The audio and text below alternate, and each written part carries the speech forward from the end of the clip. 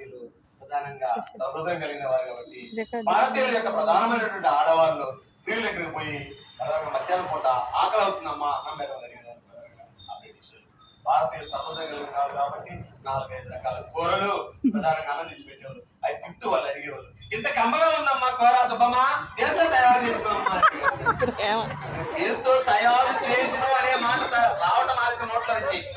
ఇక వంటగదిలోకి పోయి ధనియాలు మిరియాలు కారాలు అంటే సుగంధ తయారు మొత్తానికి మొత్తం తెచ్చేవాళ్ళు.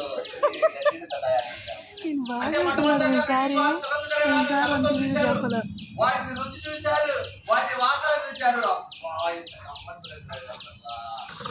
ఎలాగైనా కూడా భారతదేశం నుంచి బ్రిటన్ దేశానికి తరలించుకొని పోవాలి. ఇక తక్కువ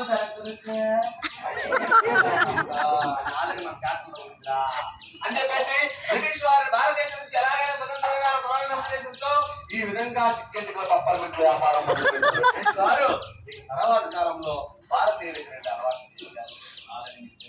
స్త్రీలకేమో టీ అలవాటు చేశారు, పురుషులకేమో తిరిగితే ధూమపానం అలవాటు చేశారు.